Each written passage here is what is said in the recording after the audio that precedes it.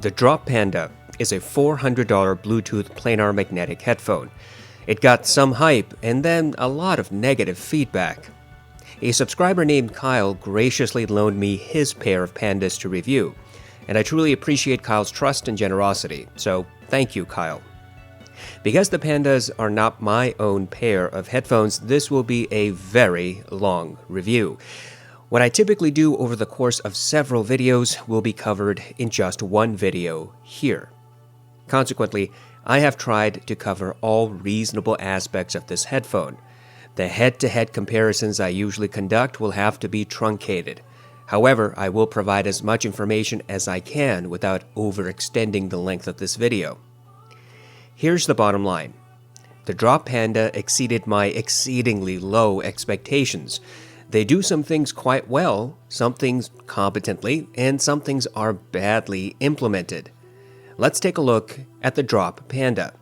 Does it deserve the hype or hate? The Panda was built on a fundamental premise that Drop would create a headphone from the ground up using their audiophile community as the tuning rod. This method has been used before, most notably by Vocal in their faulty Erupt headphone. Drop allegedly spent lots of time designing all aspects of the Panda, including ensuring comfort and build, along with an audiophile sound quality, whatever that is supposed to mean. Drop says that the Panda is, quote, the world's first wireless headphone with a high-bandwidth Bluetooth audio codec, a THX AAA amplifier, and phase-correct planar ribbon drivers, end quote. There's a lot of conjunctives here which technically makes Drop's claims true.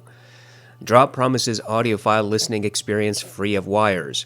The Panda allegedly has the world's lowest levels of distortion in a wireless headphone and delivers audio in its purest form. Being a Drop product, THX AAA must be shoehorned in as well. Consequently, the Panda is the first headphone to use a THX amplifier. Drop says that the planar ribbon drivers are extremely resistant to distortion and reproduce hyper-realistic sound signature that you will notice straight away. The Panda has all major Bluetooth codecs, including LDAC. And of course, the Panda has been THX certified. We will talk about THX certification later in this video, and you might find that topic interesting. Anyway, Drop claims that the THX certification makes the Panda sound, quote, as close to what the mixing engineer intended as possible, end quote. On their website, Drop provides frequency response and distortion graphs for the Panda. However, all of these graphs are for pre-production units, not the final version. Consequently, those graphs are completely useless for the final product the company is actually selling. It appears that Drop has not published graphs for the now shipping version of the headphones. Drop does not quite say what the sound signature is supposed to be. They hint at it, saying that the THX certification means that the headphones are as true to the original track as possible. Their out-of-date graphs further suggest a neutral response. Obviously, the Panda does not have noise cancellation, and it does not have a dedicated application. The Panda is surprisingly sturdy. Frankly, I was expecting plastic, and I am happy that the overall feel is indeed premium. The headphones are considerably heavy, among the heaviest Bluetooth headphones I have used. The design is basic black and devoid of any logos or writing. The earpads do not seem to be memory foam. The earpads are fake leather.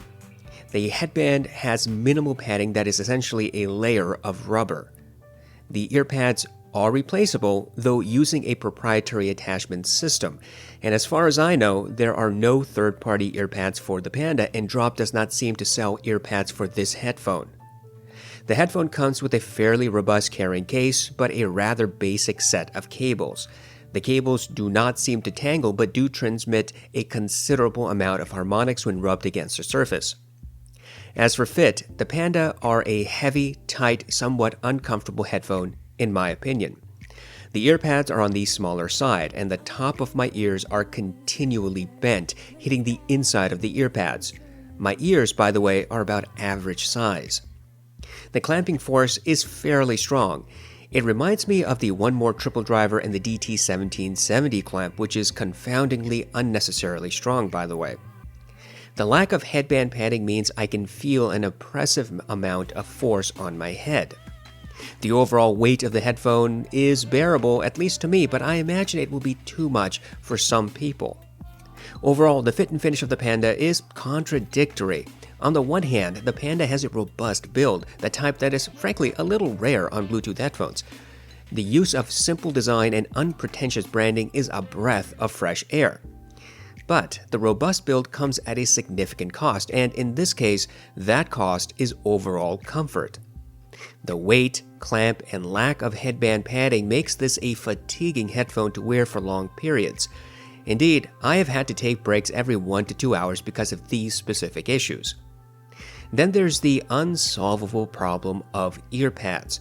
The Panda ear pads are simply on the small side, and being fake leather, they cause my ears to get hot very quickly. I will make a very brief point about sound isolation. The Panda, despite its closed-back design, allows a lot of ambient noise through. With the headphones merely sitting on my head without any music playing, I can easily hear my keyboard, my dogs snoring on the couch 4 feet away, and clicks of someone's mouse 8 feet away. With music playing at comfortable volume, I can still hear my keyboard and also conversations close to me.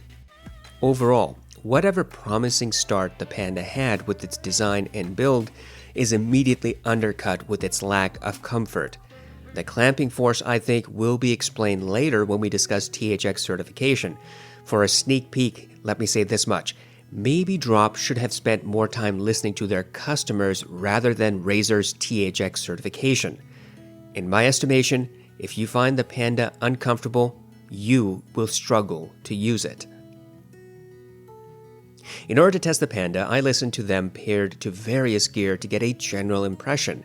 I listened to my Lotu PA S1, Hifi Neo IDSD, RME 80i2 DAC, FIO X3, KN-N6 Mark II, among other devices. I like to give Bluetooth headphones the best opportunity I can to perform at their optimum. Consequently, the sound test here was performed in wired mode. I paired the Panda with my Monolith Liquid Spark and Shitmode 3 stack. Both the amp and DAC are neutral. I also conducted the same test over again on my RME 80i2 DAC. We will discuss Bluetooth performance later. All audio tests were conducted while listening to Amazon Music HD. The bass is not neutral, and there seems to be a mid-bass bump in comparison to the sub-bass. Sub-bass and mid-bass tend to meld. In Mountains by Hans Zimmer, there is a sub-bass rumble from the beginning of the song. The Panda recreated that rumble from the beginning, but the transience was very fast and the rumble was under-accented. In other words, although I could hear the rumble, it died very quickly and seemed more muted than what I have heard on neutral headphones like the Allo S4X. There is a crescendo at the middle of this song, and the Panda recreated the organ as if it was recessed. The organ is supposed to cut through the mix, but it appeared more shoulder to shoulder to the other instruments. The rolling thunder effect at this point is also rather muted and muddy, melding with other elements in the track. All instruments melded together, with none retaining a definite character. It was merely a jumble, a potpourri of sounds. When the vocals chime in at the end of the song, they melded heavily with the other instruments, though they were audible.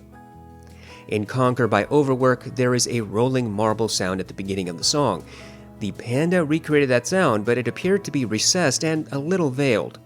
The sound is supposed to pan from right to left to center, but the Panda kept all of that detail dead center.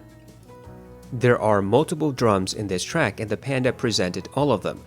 However, all drums melded with each other, and it required close attention to distinguish one from another when all of those drums played together. Mid-bass impact seemed to be somewhat muffled, as if there was a bedsheet draped over the speakers. I listened to several hip-hop songs including Pure Water, New Patek, Uproar, and Reel It In. Each of these tracks has a subwoofer effect. The Panda presented sub-bass that was technically audible, but also rolled off. The transience was fast, and the sub-bass seemed as if the subwoofer was in another room. Mid-bass melded with the sub-bass, and drum strikes sounded a little blunted. The vocals were easily 2 steps ahead of the instruments and retained sparkle. I also listened to Irodori by the Japanese drum band Kodo. This track has several drums of different sizes and tonalities. The Panda recreated all of the drums, however, the tonalities did meld. Drum impact also seemed to be recessed or slightly veiled. Indeed, the drums seemed to lack the characteristic energy as they were struck. I listened to Bim Bam Smash from the Bourne Supremacy soundtrack. At 1 minute and 15 seconds into the song, there is a pause and a hard drum strike timed to cars hitting each other. This sound is supposed to be jarring. However, the Panda presented this drum strike slightly veiled, without the energy it was supposed to have. It sounded like someone had placed a cotton sheet on top of the drum head as the drum was struck. Overall, the bass response is quite a mixed bag. Yes, the sub-bass is audible, but the transience is so quick that it seems unnatural. Further, there is a sub-bass roll-off just enough to make sub-bass sound distant. Mid-bass by comparison is slightly elevated, though not bloated. There is considerable melding between sub-bass and mid-bass, which results in a lack of bass detail and resolution. No matter which track I played, the Panda continually presented bass as a little bit veiled. Sometimes the energy behind drum strikes would appear to be blunted. Other times the drums would meld heavily with each other, making it difficult to hear the different tonalities of various sized drums. Adding more power to the headphones did not solve this issue. Indeed, when I conducted the test on the Lotu PAW S1, Earman TR Amp, Liquid Spark, or RME ADI2, the results were always similar. The bass simply does not change presentation with more power input. The mids do not seem to be neutral. Instead, it appears that the Panda accentuates sibilance and grain above neutral, and vocals are well ahead of instruments. In Orla Gartland's song Why Am I Like This, there is natural grain and sibilance mixed into the track. The Panda recreated both details but elevated them. The grain sounded a little bit scratchy and the sibilance was very close to my own personal pain threshold. Frankly, the sibilance was several decibels above neutral, at least when compared to neutral headphones like the Avantone Planar and the Allo S4X.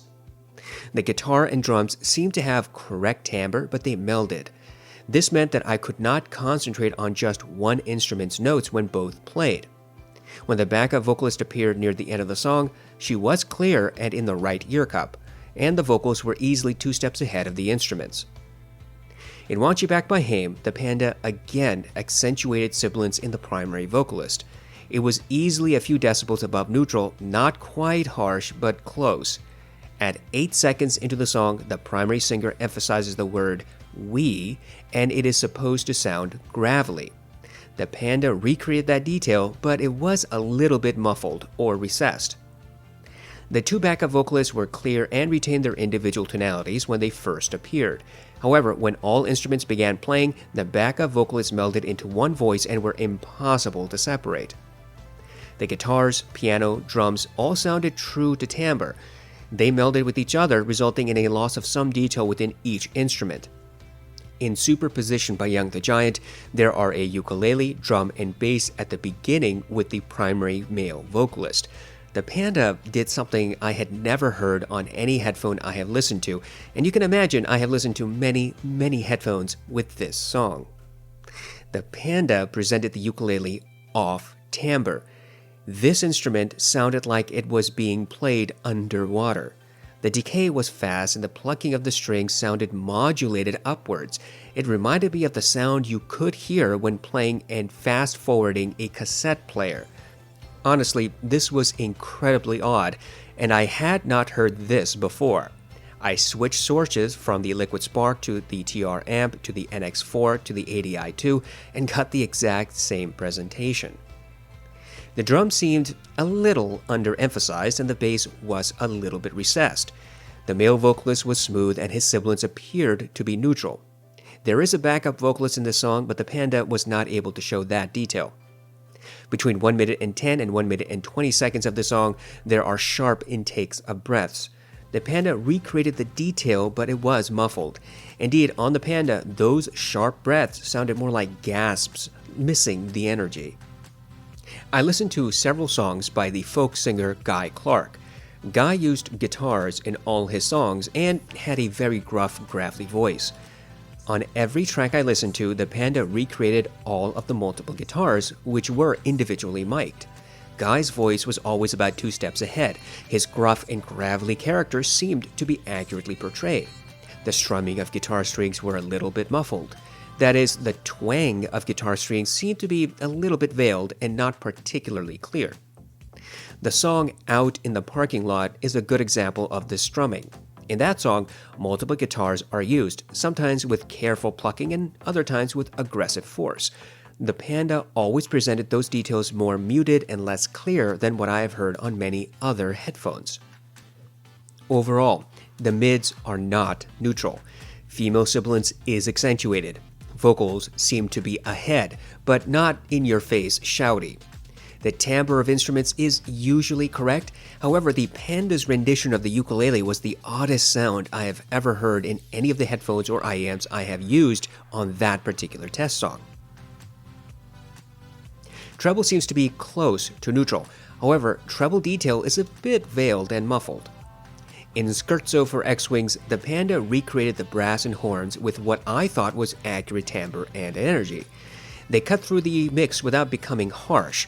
However, their gravelly, nasally nature seemed to be just a little bit muffled and a little bit unclear. The timpani was barely audible throughout the track. The instruments all tended to meld with each other, and I could hear group sets but not individual instruments. The Panda presented a totally stereo left and right affair. There was no sense of verticality, depth, or distance. All sounds were shoulder to shoulder and directed straight into my ears.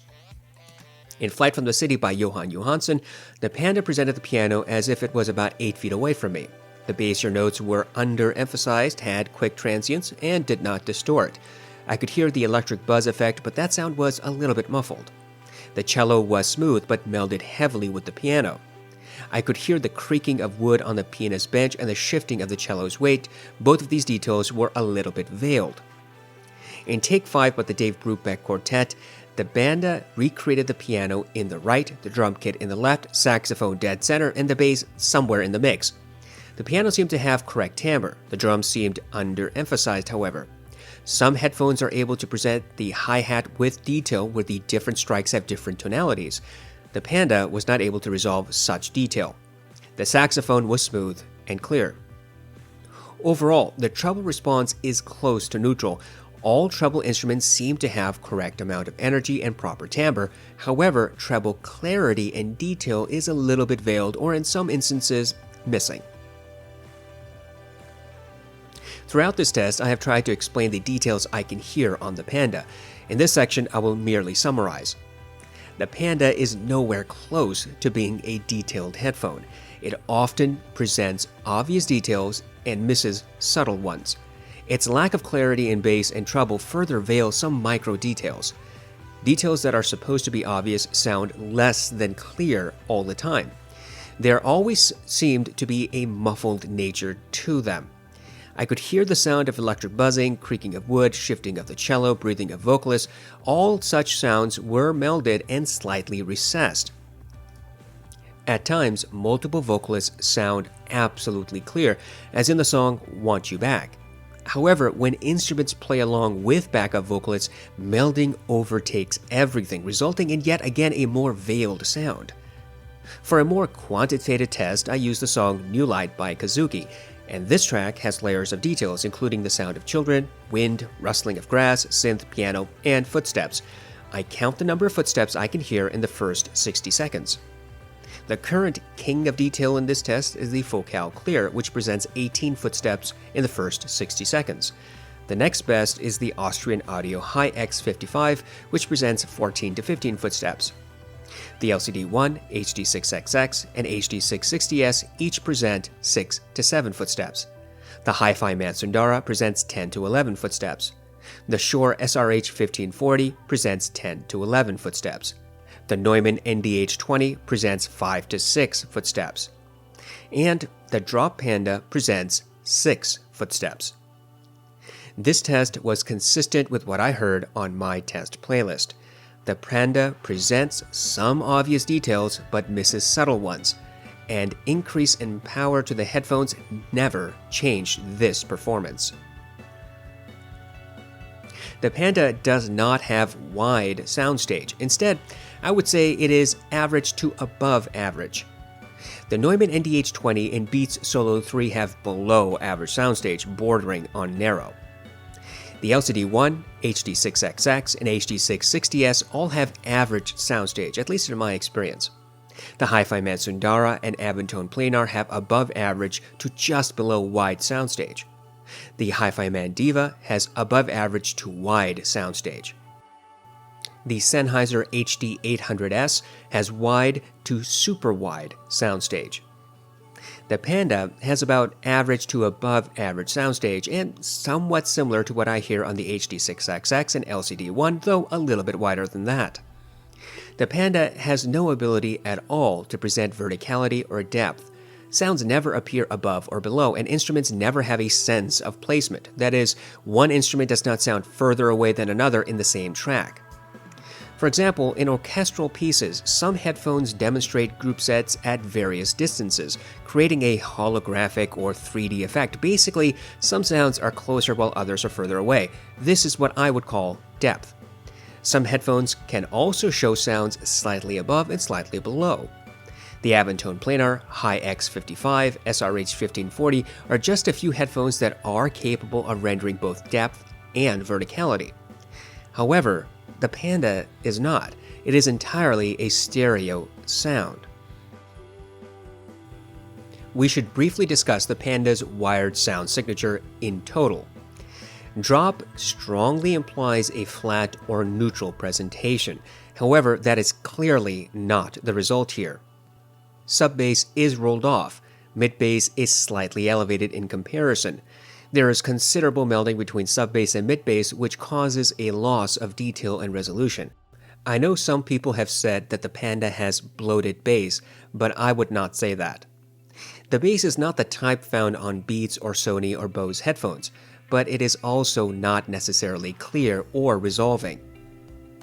The mids tend to have correct timbre, but for that weird sound with the ukulele. Vocals are forward, sometimes unusually so. Female sibilance and grain is accentuated and may pose a problem for some. Treble seems close to neutral.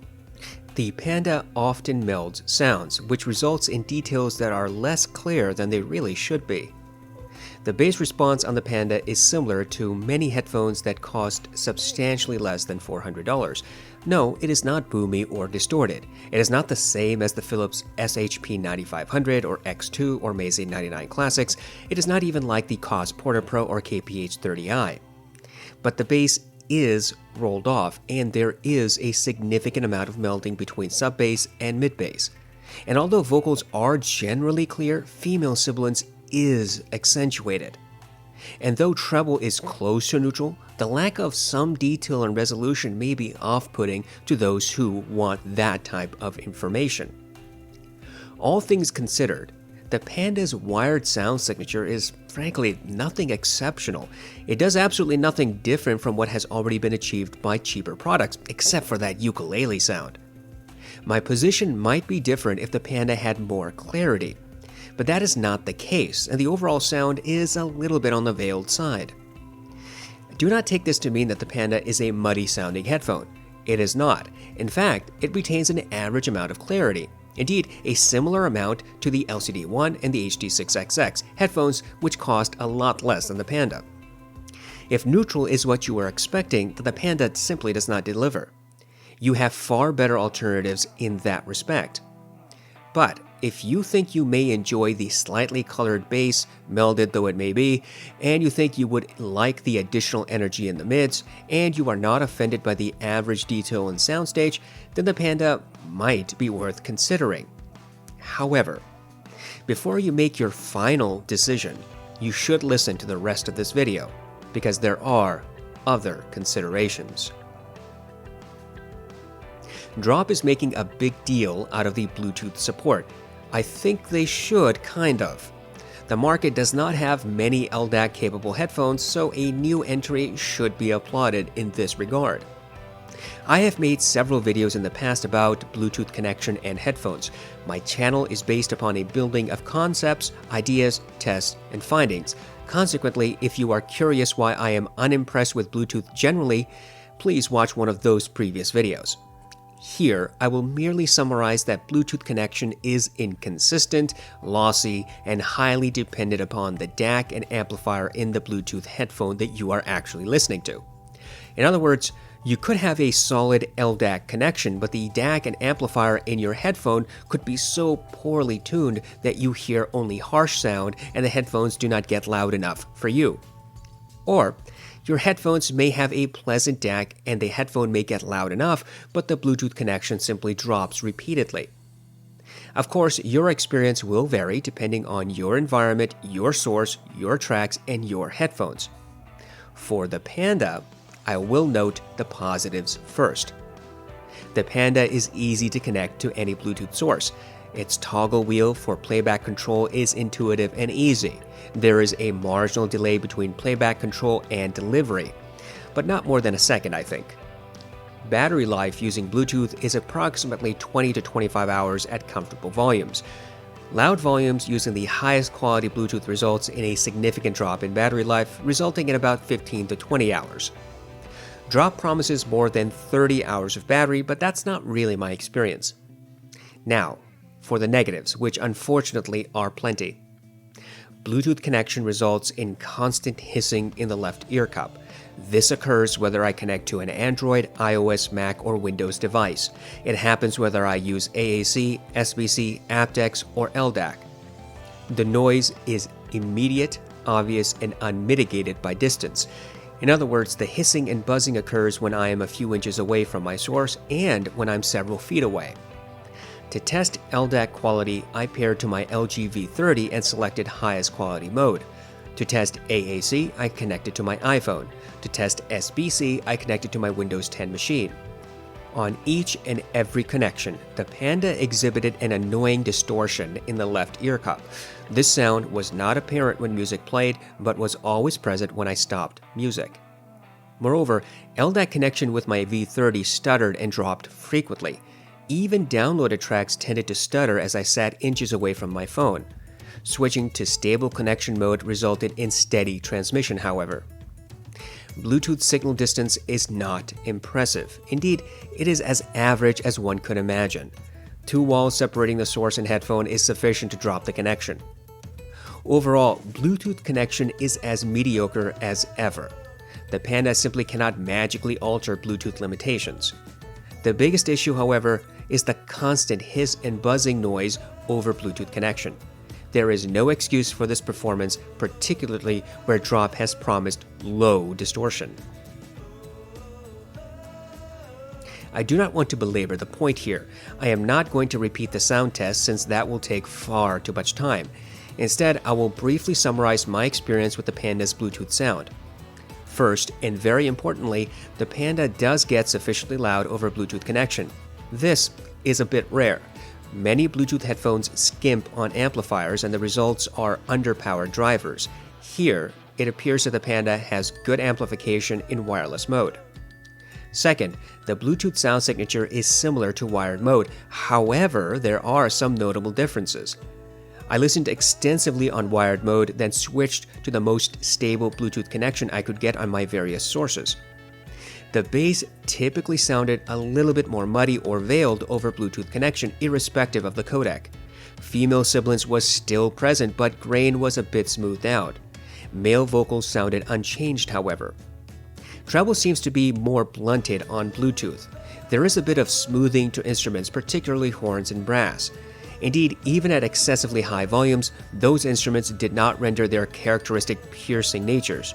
This was, to be frank, a more pleasant treble experience, gentle in other words, but not the same as over wired connection. Detail resolution degraded as well. I heard fewer obvious details, and those details I did hear were slightly more muffled than over wired connection. Complex tracks such as orchestral pieces or electronic music created trouble for the Panda, which rendered multiple instruments with some audible distortion and heavy melding. This did not happen on every occasion, but sometimes the bassier notes in pianos distorted slightly, and numerous instruments in an orchestral piece blended together without much clarity and separation. When I conducted the new light test over Bluetooth, I heard 4 to 5 footsteps. Recall, over a wired connection, the Panda presented 6 footsteps. There are 3 major takeaways from this. First, the Panda's sound signature does not alter all that much. Second, the Panda's Bluetooth amplification is above average of any wireless headphone I have heard, and the Panda certainly gets loud. Finally, Bluetooth's limited resolution and lossy nature will impact what you hear. Whether any of this impacts you is a personal decision. There are plenty of alternative Bluetooth headphones in the market. All of them have different sound signatures and features. Here, I will briefly discuss the headphones I have in my collection. This includes the Sony WM-1000XM3, Beyerdynamic Amiron Wireless Copper, Bowers&Wilkins PX7, and Hifiman Deva. We could spend many hours talking about the features, build, and sound of all of these headphones, but we simply do not have time for that. Instead, I will provide as much detail as I can about the overall sound signatures for each. I will also discuss audible noise in the Bluetooth connection and amplification. The purpose of these comparisons is to put the Panda in perspective. Each of these alternative headphones was plugged into my RME ADI2 for the optimum performance, and I used my test playlist along with the various other tracks in my collection. I then tested each alternative headphone over Bluetooth. I had noise cancellation turned off for those headphones which support this function. The Sony has a very warm, bass-heavy sound signature. The sub-bass is marginally elevated and mid-bass is heavily accented. There is considerable melding between sub-bass and mid-bass. Songs like Mountains cause the Sony to provide elevated rumble, deep and very melded bass. The elevated bass results in a loss of some bass detail. Drum impacts are slightly blunted. The thwacking of drumsticks on drums is a bit veiled. The mids have slightly longer than natural reverberation. Vocals have accentuated sibilance, yet grain in vocals is smoothed over. The sibilance is slightly greater than what I heard on the Panda, but still below my personal pain threshold. Mid-centric instruments have correct timbre, but they all meld, similar to the melding I heard on the Panda. Treble is also similar in energy to the Panda. Brass and horns retain their characteristic nasally natures and cut through the other instruments. The piano in Flight from the City sounded about 5 feet away, and its bassier notes were elevated more so than what I heard on the Panda. However, the Sony did not distort. The cello was smooth and melded with the piano. Saxophones sounded energetic and not harsh. Detail retrieval is not drastically different from the Panda. Indeed, despite the Sony's warmer signature, the amount and type of detail retrieval was similar between these two headphones. In new light, the Sony rendered 6 to 7 footsteps. Soundstage is slightly narrower on the Sony. This headphone does not provide verticality or depth. The sound is very stereo, left or right. Comfort is subjective, but I found that the Sony was materially more comfortable than the Panda. The Sony is much lighter. Its ear cups do bend my ears just like on the Panda, but the clamping force is easier and the headband panning is far more plush. Overall, the Sony is a different sound signature. It has elevated bass, forward mids, and a fairly neutral treble. Details is on par with the Panda, soundstage is slightly reduced, comfort is superior on the Sony. On Bluetooth connection, the Sony never exhibited any noise or hiss. This was true whether I connected over SBC, AAC, aptX, or LDAC. Bluetooth stability with LDAC is more consistent on the Sony. In other words, I did not experience signal or audio dropout nearly as frequently on the Sony as I did on the Panda. Audio over Bluetooth is a little different compared to wired connection. Over Bluetooth, the sound appears to be marginally muddier and bass seems to be slightly more melded. It also appears that vocal sibilance is slightly reduced. Treble seems slightly gentler on Bluetooth connection. Soundstage appeared to be a little bit reduced over wireless connection as well. In my opinion, the Sony achieved sufficient loudness over Bluetooth between 50 and 70% volume from the source device. I will also note that Sony provides a mobile application for sound customization, including 3D sound and DSP. This 3D function works with Deezer, Tidal, and a few other applications. The difference between stereo and 3D effect is rather obvious, though whether you would like it is a separate matter. The Amiron seems to have a slight sub-bass roll-off, similar to what I heard on the Panda. Sub-bass and mid-bass retain good separation, resulting in minimal bleeding. Bass transients is fast. The rumble in Mountains was present from the beginning of the song, but more muted than it really should have been. Frankly, this was similar to what the Panda performed. Mid-bass impact is hard, fast, and accurate. Drums retain clarity and energy in every mix. Multiple drums are easily audible. I would say that the mid-bass is neutral. The mids have natural timbre and decay. Vocal sibilance, particularly of females, is elevated and considerably more than what I heard on the Panda or Sony. Grain in vocals seems to be neutral. All mid-centric instruments are clear and distinct. Treble is slightly elevated but not harsh. Brass and horns have a slight bump in clarity and energy, and they cut through other instruments like hot knife through plant-based butter. Treble instruments have excellent clarity and detail, noticeably more than both the Panda and Sony. In Flight from the City, the Amiron rendered the piano 8 feet away. Its bassier notes were slightly rolled off but clear and not distorted. The cello was smooth and hardly melded with the piano. Details were clearly obvious throughout this track. Detail retrieval is excellent on the Amiron. Minute details are clear and obvious details simply cannot be missed. In new light, the Amiron presented 11 footsteps. Soundstage is above average, wider than the Sony, and probably on par with the Panda. The Amiron provides some verticality and depth, especially in orchestral tracks. Instruments seem distant or close, or up and down. The Amiron does not excel in this regard, but it is an obvious difference between it and the Sony and Panda. The Amiron's overall sound signature is the following. The bass is close to neutral, mids are forward and feeble sibilance is accentuated, treble is slightly elevated. Detail and clarity is this headphone's outstanding achievement. I found the Amiron to be the most comfortable out of all the headphones in this comparison. Its ear cups engulf my ears. The clamping force is not overwhelming and the padding is generous. The Amiron is heavier than the Sony and lighter than the Panda. On Bluetooth connection, the Amiron never presented hiss or noise. Just as with the Sony, the Amiron did not cause any noticeable distortion in the connection. Bluetooth audio seemed to be slightly less clear than over wired connection. Bass seemed marginally veiled, treble energy seemed slightly recessed, and vocal sibilance was also slightly reduced. The Amiron does not support LDAC but does have full aptX support along with SBC and AAC, of course. I did not encounter any unusual signal dropouts over Bluetooth connection. Indeed, it appeared that the Amiron had a stable connection to my source devices as long as I was within typical connection range. The Amiron requires considerable gain to achieve loudness. Consequently, I regularly had to keep my source devices between 70 and 80% volume. Beyerdynamic also has an application for the Amiron. It is not as robust as the Sony application, but does allow some basic controls. The PX7 has a sub-bass emphasis that melds with mid-bass. The bass is not boomy, but it is clearly above neutral.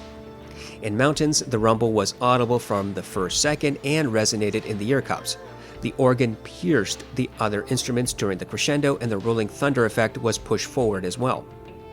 Mid-bass slam is hard, and the emphasis remaining in the sub-bass region.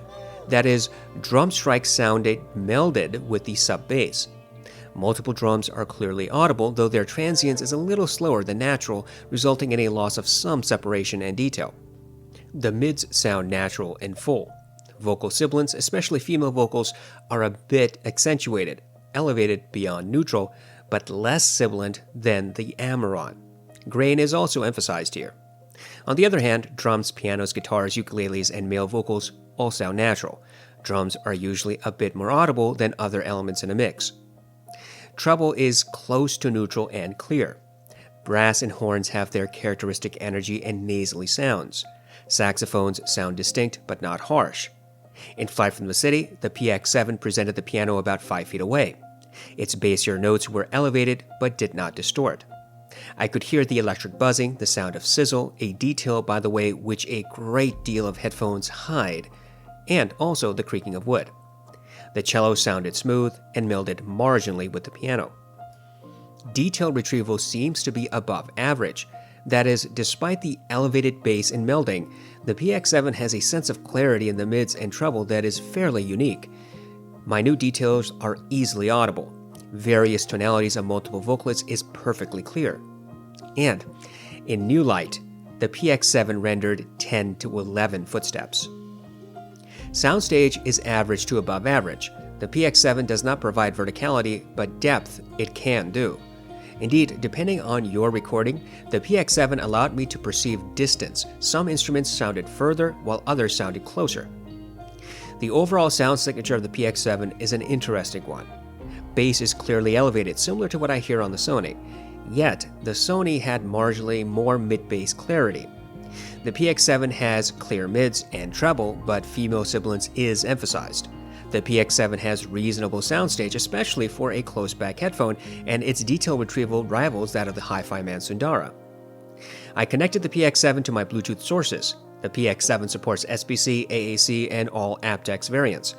This headphone never presented any hiss or noise in the Bluetooth connection. I achieved very loud volume between 60 and 75%. The Bluetooth sound signature is marginally different from the wired connection.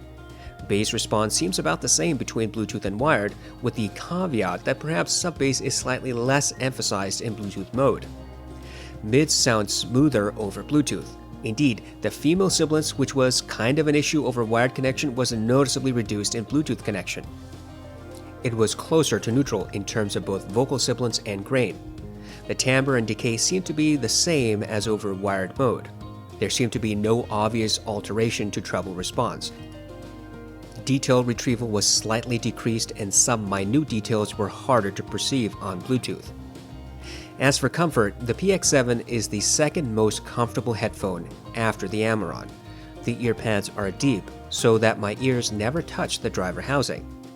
Bowers&Wilkins has a dedicated mobile application for the PX7. It is very simplistic, allowing for ANC control, firmware updates, and a small catalog of sounds of nature for some strange reason. The Deva has a sub-bass roll-off, which for an open back is on par. There is excellent sub-bass and mid-bass separation, however.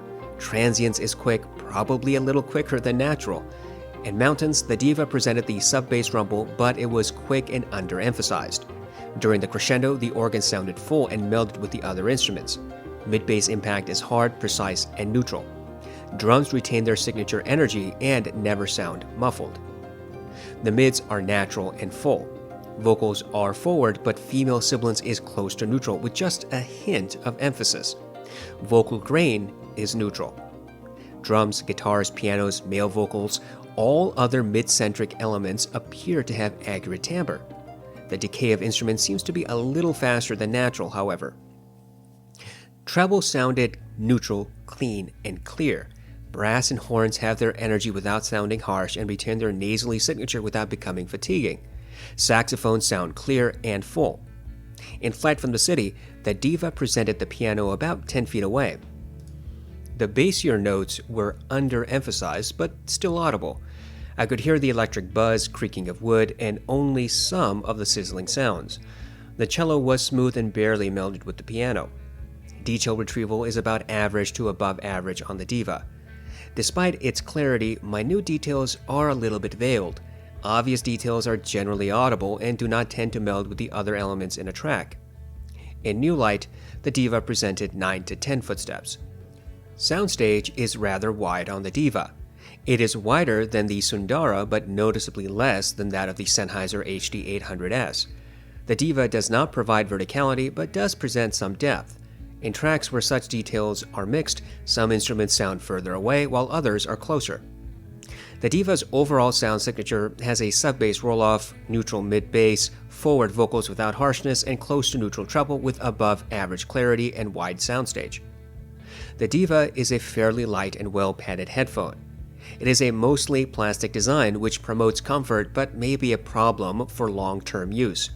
Regardless, the Deva is a very comfortable headphone, about as comfortable as the Amiron, I would think. The Deva has its own special Bluetooth adapter that supports all major Bluetooth codecs, including LDAC. The Deva never presented any hissing or buzzing or noise on SBC, AAC, aptX, or LDAC connection. The headphone was able to get rather loud, between 50 and 75% volume, depending on the track. Bluetooth audio seems to be a little different from the wired connection. Specifically, there seems to be a little bit more melding between sub-bass and mid-bass. Bass transient seems to be about the same, however. Sub-bass is still rolled off and no different from what I heard on wired mode. Mid-bass seems a little bit blunted in wireless connection. The mids sound a little different as well. Female sibilance is slightly reduced, as is vocal grain. Timbre of instruments seems unchanged.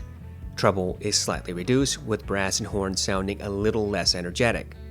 The treble, in other words, seems a bit rolled off in Bluetooth mode. Detail is slightly reduced, and soundstage is also marginally reduced while in wireless connection.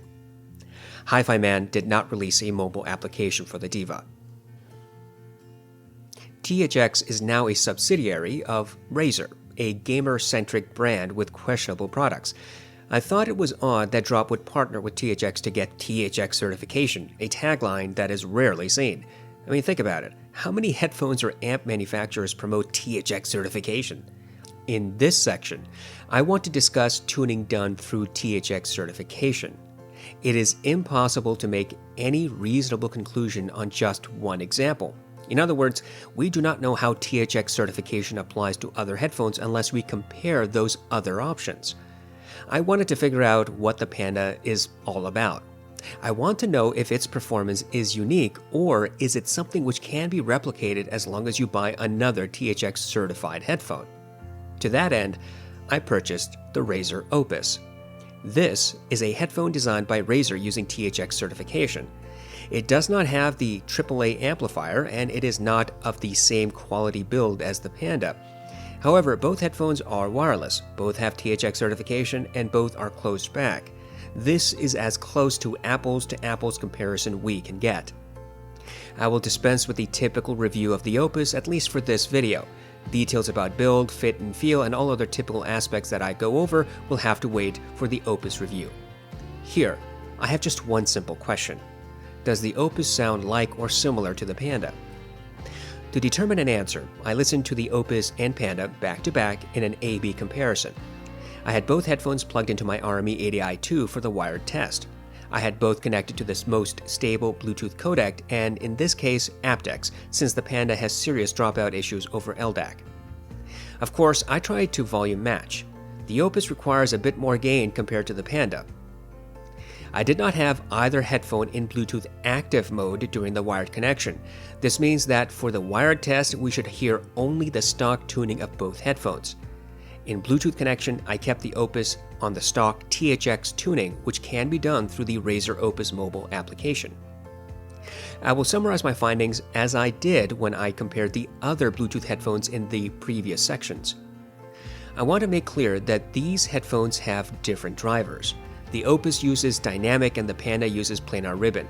Consequently, we should hear differences if driver designs are anything to go by. I listened over and over again from one headphone to the other. I replayed small portions of my test songs and listened for differences. I was very, very surprised. There is a bit of difference in bass response, however, it is abundantly clear that the sound signature overall is consistent between the headphones. Both headphones had a sub-bass roll-off in mountains. Both presented the rumble at the beginning of the song, and both sounded as if the rumble was a bit muted, less present than it really should have been. Sub-bass transients on both headphones was fast, but the Panda was just a tad faster. Sub-bass and mid-bass melding also appeared to be nearly identical, and if not absolutely so, then fairly indistinguishable to me. When the crescendo at the middle of the song appeared, both headphones presented the organ similarly. That is, the organ was melded with the other instruments and did not stand out ahead of them. The only difference in this portion was that the Opus rendered the rolling thunder effect more audibly than the Panda, and I would guess it was about 2 to 3 decibels boosted here. The vocals that chime in at the end seemed marginally clearer on the Panda, and I do mean marginally. This may have been due to improper volume matching, so keep that in mind. Mid-bass impact from songs like Conquer, Irodori, Pure Water, Uproar, and other tracks was similar. There are a few differences. It appeared that the Opus had a slight emphasis in mid-bass, and the Panda was marginally clearer. In hip-hop tracks, the subwoofer effect is more noticeable on the Opus. That sound lingers and resonates as one would expect. On the other hand, the Panda rolls off that detail and the subwoofer sounds like it's in a different room altogether. Vocals in hip-hop songs are also 1 to 2 steps ahead of the instruments on the Opus. On the Panda, these vocals are at least 2 steps ahead. Overall, bass response is similar but not exactly the same. The different driver structure is probably a key reason. The sub-bass transients seems to be similar, though transients of mid-bass is slightly longer on the Opus. Mid-bass impact is also a little elevated on the Opus but not bloated or thumping. There is a little more clarity on the Panda for bass response. I kept listening for mid's response and there are 2 major takeaways. First, the Panda has more air, more separation of vocals from instruments. Second, the timbre is similar between these headphones. In Orla Gartland's song Why Am I Like This, both headphones recreated the vocal sibilance and grain nearly identically. These details were close to my personal pain threshold, though did not cross it. The backup vocalist was audible in both headphones and slightly clearer on the Panda. The timbre of the guitar and drum was the same. Decay was a little slower on the Opus and sounded more natural than what I heard on the Panda. When I listened to Want You Back by Haim, the vocal rendition was nearly identical between these headphones. The sibilance emphasis was the same. The presentation of the detail at 8 seconds in the song was also similar. The backup vocalist sounded similar in both headphones, though on the Panda they were a little bit clearer, and I do mean very little. In Superposition by Young the Giant, it was apparent that the Opus had a bit more emphasis of the drum than what I heard on the Panda. The drums, guitars, and bass had the same timbre on both headphones. However, the bass was more obvious on the Opus. Recall, when I discussed the song during the Panda's test alone, I said that the Panda made the ukulele sound off timbre. The Opus, however, did not have that same rendition. Overall, I would say that there is a lot in common regarding mid response between these headphones. The Panda is a little bit more clear. That clarity, however, does not produce more detail, just the perception of wider soundstage. Timbre is nearly indistinguishable except for the ukulele, which sounded more natural on the Opus. Try as I might, I could not hear any significant differences in treble response between these 2 headphones. The only difference was that the Panda sounded a little bit wider. In Scherzo for X-Wings, both headphones presented the same amount of energy in the brass and horns. Neither was harsh, and both rendered the nasally sound of these instruments. The timpani was more audible on the Opus. Neither headphone had a 3D-like effect, and both had a left and right stereo presentation. The instruments seemed a little more intimate on the Opus, which is caused by the slightly more narrow soundstage on that headphone. In Flight from the City, the piano sounded a little more distant on the piano. The bassier notes were more obvious on the Opus, but not bloated or distorted. The cello sounded smooth on both headphones. It melded on the piano just a little bit more on the Opus than on the Panda. I could hear the electric buzz, creaking of wood, and shifting of the cello on both headphones. Neither headphone revealed more detail than the other. I heard the same details at the same moments in the same songs. In Take 5, both headphones rendered the music similarly. The difference was that the Opus had a bit more emphasis in the drums and bass, and that sound had longer decay. The saxophone appeared to have the same amount of energy on both headphones. In short, there is no audible tonal difference in treble instruments. Detail in treble is practically the same between these 2 headphones. I will simply cut to the chase. Both headphones reveal the exact same amount and type of details. The Panda is a bit wider in soundstage and gives the impression of more clarity, but that clarity does not present more detailed retrieval. I heard the same details across the board. I never heard a detail on the Panda that I struggled to hear on the Opus. Where bass is a key element in a mix, it will stand out more on the Opus, which will result in some details being ever so slightly less obvious, though those details are still there and audible. In New Light, the Panda presented 6 footsteps. The Opus presented 6 to 7 footsteps. I found the New Light test a little bit odd. I tried again, and I heard 6 clear footsteps on the Panda, and I heard 7 on the Opus. This was strange since the Opus clearly accentuated the bass rumble in the track compared to the Panda. Still, when I listened carefully, I noticed that the Panda did not recreate 3 successive footsteps between 30 and 34 seconds in the song and only provided 2 audible ones. The Opus, on the other hand, presented all 3 in that short segment. I do not think that there is much difference, and I will not make a big deal out of this. What is obvious to me is that both headphones have identical detail retrieval. That is, the Panda is not a detail monster despite its planar ribbon pedigree. This is where things become more different. Soundstage is wider on the Panda. Now, it is not the same difference as between the NDH20 and Hifiman Sundara, but it is noticeable. I would say that the Opus is the same as the HD6XX, 660S, and LCD1. The Panda is a little bit above this, but still less than the Hifiman Sundara. The sub-bass roll-off and quicker transient seems to be a key reason why the Panda appears to be wider sounding. But let there be no mistake, the Opus does not sound claustrophobic and is average in this respect, and frankly, in good company. The wider soundstage of the Panda does not really bring tangible benefits. You do not hear more detail, you do not hear more natural tonality. So the Panda is wider, and that's about all you can say. Whether that is a significant factor is for you to decide. I already spoke of the Panda's sound signature, and I suggest you review that section. Here, I will only talk about the Opus's wired sound signature. The Opus clearly has a sound signature that is directly related to the Panda. Yes, the Opus has more mid-bass emphasis, north of neutral, but not bloated or boomy. But the mids and treble presentation is very similar between these headphones. In fact, the only meaningful difference is in two respects. First, the ukulele sounded accurate on the Opus, whereas it sounded off-timbre on the Panda. Second, the Panda has a slightly wider soundstage. If you are not happy with the way I describe the Panda's bass, then the Opus might be the cure. It presents subwoofer effects more audibly, not neutral, but easily more appropriate for genres like hip-hop. Mid-bass slam is similar, but the Opus has slightly longer decay, resulting in a more natural bass response, though probably a little bit more melded than on the Panda. Melding between sub-bass and mid-bass occurs on both headphones, by the way. So, in my view, the two differences I just highlighted are the ones which really stood out to me. If you're looking for a bass roll-off, then the Panda might suit you. But if you're looking for a more traditional bass, not neutral mind you, but also not overwhelming, then the Opus might be your cup of tea.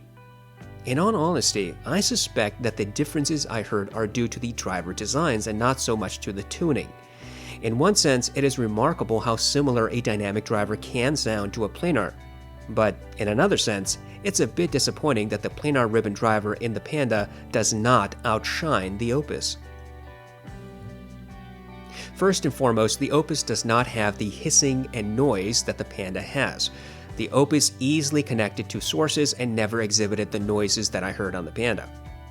Using the most stable connection for both on the same devices, in this case my iPhone 12 and LG V30 in successive comparisons, I was able to match volume. Both headphones were plenty loud, though the Panda had some additional headroom left. The Panda achieved comfortable volume between 50 and 60%. The Opus achieved similar volume between 60 and 70%. I turned ANC off on the Opus. I selected THX tuning on the Opus application. The sound differences I heard during the wired connection test were similar in the wireless test. The Opus had a slightly emphasized mid-bass with slightly greater sub-bass and mid-bass melding. Transience was faster on the Panda. The Panda retained an edge in bass clarity and separation. In mids, the Panda was still sibilant for female vocals. The Opus was a little bit more tame in this regard, and there was a slight reduction here.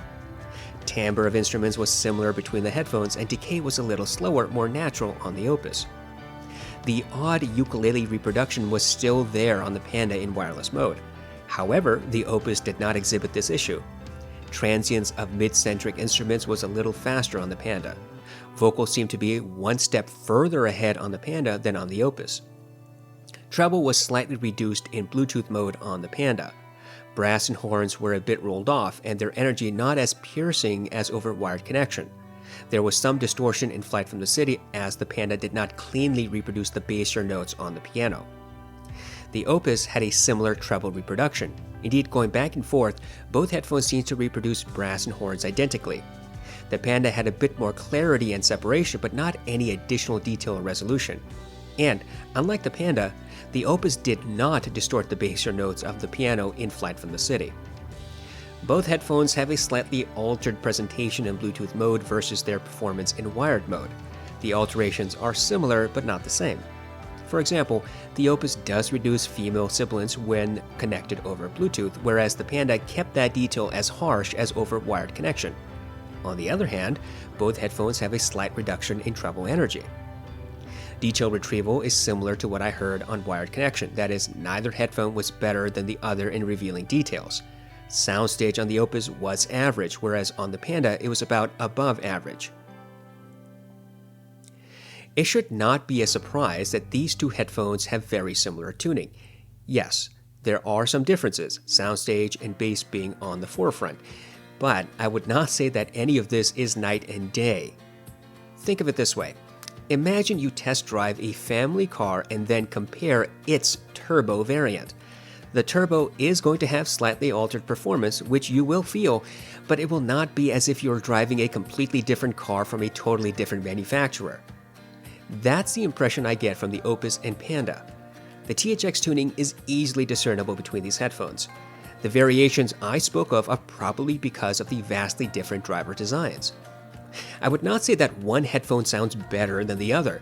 Indeed, I'm sure many would prefer the bass response of the Opus, while others might prioritize the slight increase in soundstage and clarity of the Panda. The point I'm trying to make is that you will not feel as you would while comparing, say, Beats to HD 800S. The differences between the Panda and Opus are simply not remotely that significant. Also consider the build and comfort of the Opus. The Opus has lighter construction, has more comfortable plush ear pads, a plastic assembly that is no worse than that of the Sony WM-1000XM3, and a noiseless Bluetooth connection. If you want to hear THX certified sound, you may want to choose the far cheaper Opus over the Panda. I'm sure someone will object that I am favorably comparing a Razer product to the Panda, but honestly, I'm only comparing one Razer product to another. As we will discuss in the next sections, Drop should not be applauded for the way they treated the Oppo drivers in the Panda. When Drop first announced the Panda, they provided very little information. They merely said that this would be their first wireless headphone with the latest Bluetooth tech. Over time, Drop provided a brief statement about the drivers. They said that the driver is a planar ribbon driver, which was used only once before in the Oppo PM1, PM2, and PM3 headphones. Those headphones, of course, are long discontinued and hard to find. Upon further research, I came across a website which provided further information. This website says that, quote, the driver was essentially orphaned when Oppo Digital abruptly pulled out of the North American market, but Drop was able to acquire the rights to the design, so audiophiles already had a good idea of what it sounded like, end quote. I do not know how accurate this website is regarding the claim that Drop got the rights to use these drivers, but clearly Drop wants people to believe that the Panda drivers are at least closely related to the Oppo drivers. I doubt most audiophiles have heard the PM series headphones, and of those who did, I seriously doubt everyone loved the PM headphones. 2 years ago, I was able to buy the PM1 brand new, and I can appreciate the headphone's achievements, but the mention of the PM1 in audiophile circles seems to have a mythical atmosphere. It's like speaking of a rare gem. I certainly would not characterize the PM1 in that way, but that's because I have this headphone and know its capabilities. But if you have not heard the PM1 or PM2 and you only read praises about these headphones, then you could be easily misled into thinking that there's something magical about the drivers. So I do wonder why Drop decided to use the Oppo drivers. Were these the cheapest option available? Were these the easiest to work with? Or was Drop banking on name recognition? I can say this much about the PM1. It is a very capable headphone with smooth resolution. It has clarity with natural, balanced tonality. Drop could have taken the Oppo drivers and tried to replicate the PM1 sound signature. But instead, Drop handed this driver and their headphone in general to Razer to poke, prod, and abuse in whatever way Razer saw fit. Now you might disagree and say that Drop was seeking THX certification, not Razer's approval. Technically, you are correct. But since Razer owns THX, the difference is not that significant. And remember that Razer is moving towards THX certification for their own headphones. Here's the really odd part. If you got the right to use a widely lauded driver like the Oppo driver, why in God's name would you hand it over to a third party? And why, for the love of God, would you give that third party carte blanche to do whatever it wanted with your headphone and drivers? How many THX certified headphones do you see in the market? Do a quick Google search. You will find 4, 2 from One More, 1 from Razer, and obviously the Panda. So why give the Oppo drivers to THX? It's not like THX has any market pull for tuning headphones. They've barely made any impact, and clearly no headphone manufacturer is tripping over itself to get certified by THX. The market is not saturated with THX certified headphones. So why did Drop do it? I admit this is mostly a rhetorical question. You and I don't actually know the answer, but we can speculate, and I think it's worth a brief walk in imagination land. In my opinion, having made well over 400 reviews, heard all sorts of headphones, amps, DACs, digital audio players, one thing that seems really odd about Drop's choice with the Panda is that they turned the Panda into a THX flagship headphone. Drop could have done literally anything with the Oppo drivers, but chose to give it to a company known only for hyper-accentuating audio for theater experience. I think Drop partnered, or put it more bluntly, became a de facto subsidiary of THX because Drop wanted to dazzle with name dropping. Think about it. Drop made the AAA amp popular, of course with the generous help of hype reviewers. But we know from repeated tests that the THX AAA amp module makes no audible difference whatsoever when compared to modern amps without THX amplification, that is, regarding noise and distortion. But a lot of audiophiles think otherwise, evidence be damned. And what better way to cash in with the Panda than to shout far and wide that this headphone has not only the AAA amp, but also THX certification? Look, I don't really want to bash Drop, THX, or Razer. All I'm trying to say is that Drop had a chance to give audiophiles something unique and instead took the lazy route. Imagine, for example, if Drop had approached ZMF or Bass Audio or some other boutique manufacturer and asked to partner on the Panda. Maybe Drop did approach some other manufacturer before they slinked over to Razer. I cannot discount that possibility. But even if Drop had been turned down by other manufacturers, Drop should have done a lot more with the Oppo drivers. Because frankly, what we get with the Panda is a far cry from the PM1 performance.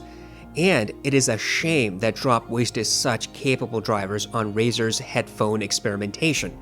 And I really do mean headphone experimentation. I don't think anyone from Drop's community was demanding a THX certified headphone. And I don't think a lot of people are suffering wickedly for another Bluetooth headphone. When I think about what Drop could have achieved with the Oppo drivers, I'm left flummoxed. Drop went through the trouble of getting these drivers but did not give us the best headphones Drop could make. Instead, they gave us a test bench headphone that THX could market on its website. And that is a shame. I have said over and over again that THX technology is a gimmick. The use of THX AAA amplifiers is merely a marketing tactic to inflate the price and name drop a headphone higher on the list. With the Panda, Drop implemented 2 THX elements, the AAA amplifier and the THX certification. We will talk about both here. The AAA amplifier's primary purpose is to control audible noise and distortion. But if you look at the stated measurements between a AAA and a non-AAA amplifier, you will notice that both have distortion and noise that is well below human hearing. Getting lower and lower distortion and noise does absolutely nothing for what you can hear. AAA amplifiers, however, could add benefits to a headphone if they provide greater amplification. I have repeatedly complained that Bluetooth devices have mediocre amplifiers, and with AAA amplification, that should not be an excuse.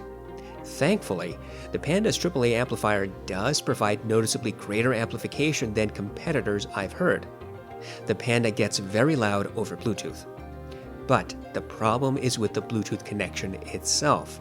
When the connection is noisy and adds hiss or buzzing, you're still stuck with those annoying attributes. If we limit ourselves to discussing only the AAA amplification ability, then yes, the THX AAA amplifier in the Panda is a leap beyond anything I've heard from other Bluetooth headphones. Finally, here is a Bluetooth headphone that actually provides sufficient power to the drivers. So, while I do not praise the AAA measurement nonsense, I do praise the amplification as it is implemented into the Panda. The next issue we need to deal with is THX certification, and this is where things become questionable. Do you know what THX certification is? If you follow Drop's summary, then you would think that THX certification is the audiophile holy grail, but it isn't. It is a standard created for theaters. Razer, yes, the same Razer that makes gaudy gaming components, purchased THX several years ago, and Razer has been trying to position THX as a rival to Bose. Think of THX as the newest fad, no different from the stupid high-res certification crap. The problem with THX certification, where the Panda is concerned, is the contradictory information. Drop says THX certification will bring the closest to true sound, and the most immersive sound you can get. This appears to suggest a neutral and accurate sound signature. But the THX certification website says something different. According to THX, the certification ensures a well-balanced frequency response with minimal channel imbalance. This allows you to hear all the details in high-resolution tracks, ensures dialogues in movies and vocals in music are clear while maintaining deep, impactful bass output. THX says that their certification testing involves a multitude of tests performed to ensure quality, and there is no further information or clarification about the process beyond this very vague statement. Regardless, Drop suggests a neutral sound, but THX says that it's a balanced sound. The two are not the same. It is evident that when George Lucas set up THX in theaters, he did so to highlight his sound mixes. His company created a system wherein theatrical audio was more clear, more dynamic, and more impactful. But that's just the point. THX has, until very recently, been used for speaker calibration. Speaker setups do not sound like typical headphones. Moreover, even if it was possible to port over THX speaker tuning to headphones, the tuning itself is not neutral. It is, by THX's own words, balanced for a specific use. Here, with the Panda, it appears that the tuning is not particularly impressive or fundamentally different from other wired headphones. The bass on the Panda is hardly deep, and while you could argue that the bass is impactful, it is not neutral. Vocals do in fact sit in front of instruments, and instruments tend to meld. Details are not resolving, at least not beyond that which is average. What bothers me, to be honest, is the duplicity in Drop and THX marketing. Neither company is straightforward about what the certification actually does. Drop says that the tuning provides music as it was intended by the engineer. THX says it is a balanced sound. Which is it? The Panda is not the first THX certified headphone. In fact, the One More IEMs were the first products to get THX certification. Then Razer worked on their own headphone, the Opus. Now they have partnered with Drop. The catalog of THX certified headphones are quite limited, don't you think? What was the impetus behind Drop asking for THX certification? This certification requires THX to control the tuning and potentially the build of the headphone. For example, THX says that their certification process gives special attention to frequency response and its consistency, low distortion, and exceptional noise isolation. This one statement indicates that THX fashioned the sound signature of the Panda. The statement also highlights another interesting aspect: noise isolation. Remember at the beginning of this video when I said that the Panda has a hard clamp? I told you we would come back to that subject. Well, I had wondered why Drop made that clamping so tight. The answer seems reasonable. The THX certification required a certain amount of isolation, which could be achieved only through a close-back design reliant upon a hard clamp. I have no way to prove this hypothesis, but this explanation is worth consideration, particularly since THX requires isolation as a critical aspect of its certification. Consequently, if you bought the Panda and think it is too tight or too uncomfortable, you can probably thank THX for that.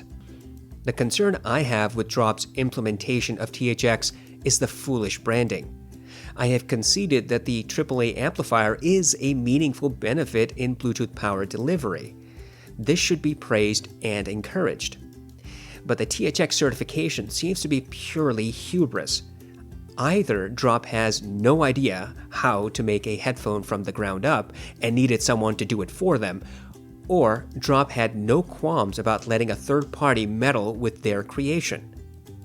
You could like the THX sound signature, that's a personal matter, but that's just the point. It is a sound signature created by THX, a subsidiary of Razer, the gaming world's equivalent of Justin Bieber, loud, obnoxious, self-important, and shallow.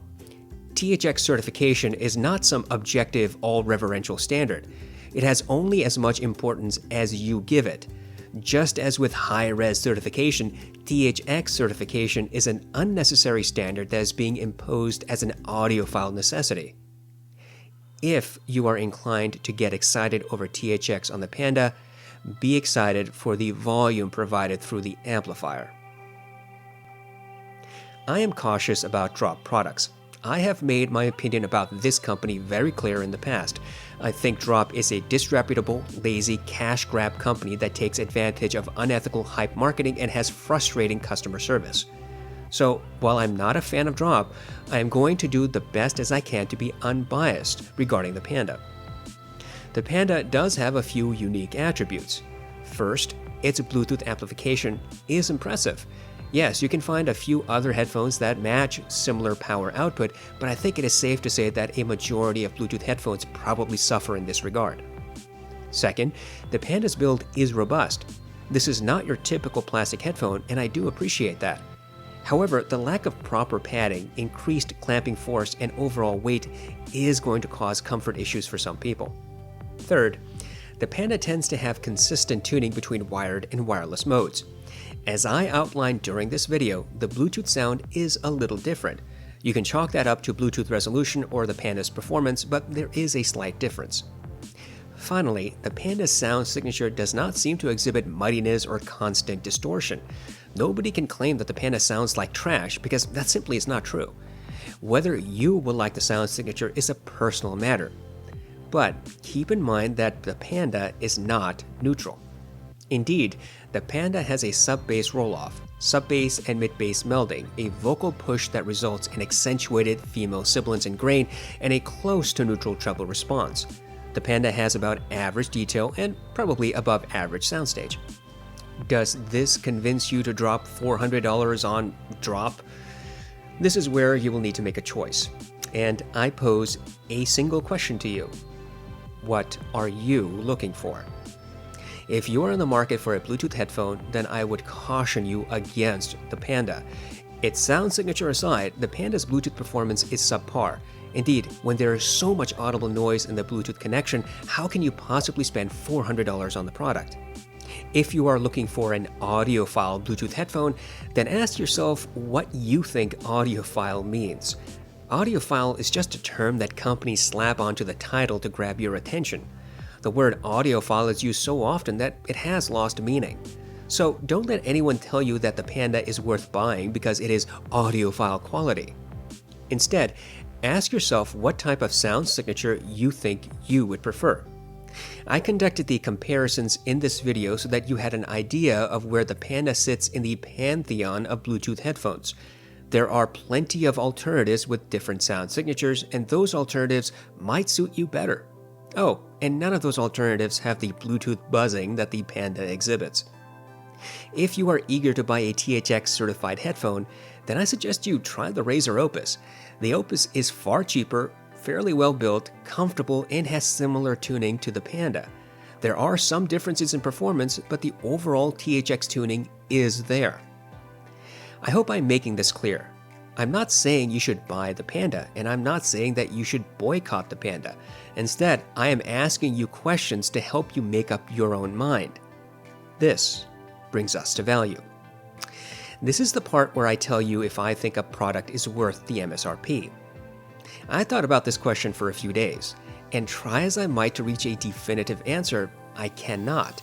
I don't know if the MSRP is justified for the Panda. Yes, there are positive attributes to this headphone, and yes, it does have its own particular sound signature, different from other Bluetooth headphones. But what does the Panda do so fundamentally differently that you should spend $400? Yes, the Bluetooth amplification is worthy of praise. Yes, the build is robust. Yes, the headphone supports all Bluetooth codecs. But do these things counterbalance the Panda's shortcomings? The Panda's issues are of significant weight. The lack of proper headphone padding and tight clamping force is going to make this headphone uncomfortable for some. The Bluetooth connection buzzing, hissing, and noise is unacceptable, and it does not matter which codec you use on this. And although the Panda does get very loud over Bluetooth, a lot of other headphones do as well, though not with the same headroom as the Panda. I guess having IPX6 rating on the Panda is nice, but I doubt you'll be jogging with this in the rain. I do not think that the THX certification means anything. It is merely a marketing tool, and it's just a different way of tuning a headphone. And what about Drop's failure to provide even basic support for the headphone accessories? The earpads have a proprietary attachment method. Drop does not sell earpad replacements, and currently there is no alternative earpad manufacturer. So you are stuck with what you get in the box, at least for the foreseeable future, and with Drop, you may end up waiting a very long time. I find this to be a questionable marketing tactic. How can companies like Drop boast about creating a headphone from the bottom up, yet utterly fail to provide alternative or replacement earpads for the proprietary earpads they forced on us to begin with? Some people may not have the same Bluetooth noise that I heard, but there are others on Drop's website who have complained of this issue. So, at the very least, there is a quality control problem. The more I look and listen to the Panda, the more I question if Drop actually had a vision. I question if the people at Drop really love audio. I question if they understand what audiophiles really want. It is very difficult to ignore Drop's inconsistent customer service, apparently limited product support, and overall performance of the Panda. This is not a headphone I would rush out to buy. With $400, you can buy a lot of excellent components, and I do not think that the Panda falls in that category. It's not a terrible headphone, but it's also not jaw-dropping. Those who have never purchased a quality Bluetooth headphone, I think you have a lot of other options you should consider.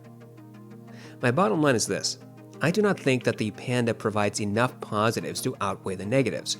When the headphone cannot achieve noiseless Bluetooth connection, a quality control failure at least, or faulty implementation of Bluetooth at most, how can I say it is worth $400? I do not think it is. I just do not see the justification. Those who praise this headphone often do so because they like the sound. That's a personal preference and not an objective analysis of the total package. And those who hate this headphone also have similar biases. I cannot say that Drop utterly failed with the Panda. I think they made a competent headphone for the most part. But you have many alternatives that do not have the same negatives as the Panda.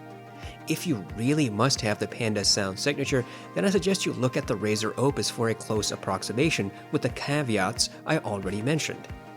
If you bought the Panda and like it, then I'm glad you're happy. But I will not buy the Panda, and I do not think anyone should hype it.